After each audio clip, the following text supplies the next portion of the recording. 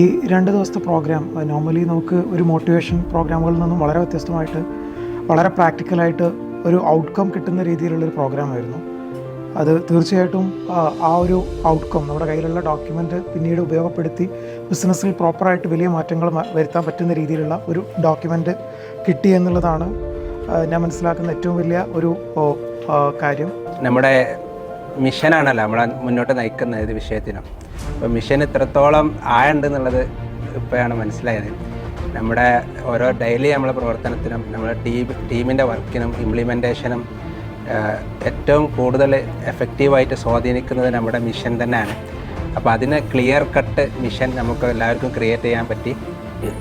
വളരെ നേരത്തെ തന്നെ വളരെ വലിയ ഭാരിച്ച ബിസിനസ് ഉത്തരവാദിത്തങ്ങൾ തലയിലേറ്റെടുത്ത ഒരു ടീമാണ് ഞങ്ങൾ. അത് ചിലപ്പോൾ ആവേശം കൊണ്ടായിരിക്കാം, അല്ലെങ്കിൽ ഒരു നിയോഗം കൊണ്ടായിരിക്കാം. അങ്ങനെ വന്നപ്പോൾ പലതരത്തിലുള്ള ട്രെയിനിങ്ങിനും ക്ലാസ്സിനും പോകാറുണ്ടായിരുന്നു. അതിൽ സൈക്കോളജിക്കലായിട്ടുള്ള NLP പോലത്തെ സൈലൻ്റായിട്ട് അങ്ങനത്തെ ക്ലാസ്സിന് പോയിട്ടുണ്ട്. പിന്നെ 4-5 ദിവസമൊക്കെ എടുക്കുന്ന ബിസിനസ് വർക്ക്ഷോപ്പുകൾ ഇതിന്നിങ്ങനെ ആസ്വദിക്കാം ആ നിലക്ക് പോയിട്ടുണ്ട്. പിന്നെ ഓടി നടന്ന് ക്ലാസ് എടുക്കുന്ന ആൾക്കാർ അതിനും പോയിട്ടുണ്ട്. അപ്പോൾ അതിന് എല്ലാത്തിനും വ്യത്യസ്തമായിട്ടുള്ള ഒരു അനുഭവമായിരുന്നു ഈ 2 ദിവസം. പണിയെടുപ്പിച്ചിട്ടുണ്ട് നല്ലോണം. അപ്പം ഉദാഹരണത്തിന് മിഷനിലൊക്കെ നമ്മൾ ഇനിയും അളക്കണ്ടെന്ന് പറഞ്ഞാൽ അവിടെ പോലും നമുക്ക് വെറുതെ മാറ്റം വരുത്തല്ല, മറിച്ച് മാറ്റം വരുത്തണം ചിലതും എന്ന് മനസ്സിൽ തോന്നിപ്പിക്കാൻ സാധിച്ചു. നല്ല അനുഭവമായിരുന്നു. അതുമാത്രമല്ല ഒരു കോച്ച് എന്താണെന്നുള്ളത് ഇപ്പോഴാണ് മനസ്സിലായത്. അതൊക്കെ നമുക്ക് ട്രെയിനർ അല്ലെങ്കിൽ കൺസൾട്ടൻറ്റുമാർ പലതരത്തിലുള്ള ആൾക്കാരെയും മീറ്റ് ചെയ്തിട്ടുണ്ട്. പക്ഷേ ഒരു കോച്ച് എങ്ങനെയാണ് ആ ഒരു ലക്ഷ്യത്തിലെത്തിക്കുന്നത് എന്നുകൂടി നമുക്ക് ഈ 2 ദിവസത്തെ ആക്ടിവിറ്റിയിലൂടെ കൃത്യമായി ബോധ്യപ്പെട്ടു. അത് നമ്മുടെ ടീമിലേക്ക് കൂടുതൽ സ്പ്രെഡ് ചെയ്ത് എല്ലാവരെയും ആ മിഷനിലേക്ക് കൊണ്ടുവന്ന് അതിനെ അച്ചീവ് ചെയ്യണം.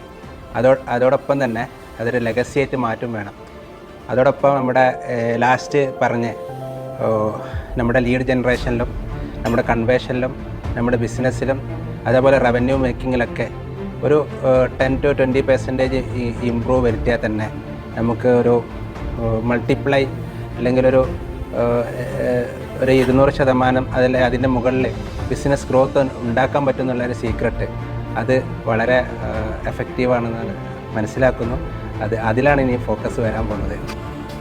ഇനി നമുക്ക് ഈ പ്രത്യേകിച്ച് നമ്മൾ ഉദ്ദേശിക്കുന്നത് ഇതിന് ശേഷം ഈ ലീഡ് ജനറേഷൻ വിഷയത്തിൽ, അതുപോലെ നമ്മുടെ അവതാർ ഫോക്കസ് ചെയ്യുന്ന വിഷയത്തിൽ, അതുപോലെ നമ്മുടെ എങ്ങനെയാണ് ഈ ചെറിയ ശ്രമം നടത്തി ഇരട്ടി റവന്യൂ വർദ്ധിപ്പിക്കാൻ പറ്റുക, പ്രോഫിറ്റ് വർദ്ധിപ്പിക്കാൻ പറ്റുക, ആ വിഷയത്തിലൊക്കെ നമ്മൾ ശ്രദ്ധ കൊടുക്കാനാണ് തീരുമാനം.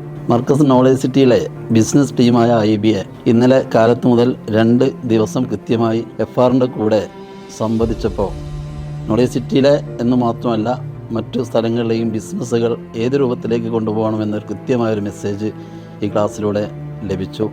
മാത്രമല്ല ദിവസങ്ങളെടുത്ത് സബ്ജക്റ്റുകളാക്കി എടുക്കേണ്ട വിഷയം വളരെ ഷോർട്ടായി കൃത്യമായി മനസ്സിലാകുന്ന രൂപത്തിൽ 2 ദിവസം കൊണ്ട് തന്ന ഈ ഒരു ടിപ്സ് പ്രത്യേകിച്ച് നാട്ടുകാരനും കൂടിയായ FRന് എല്ലാവിധ സന്തോഷവും അറിയിക്കുകയാണ്. തീർച്ചയായിട്ടും thank you for that. And that's what actually I really expect. And even you also focus on outcome. So this is really outcome based. So thank you for that.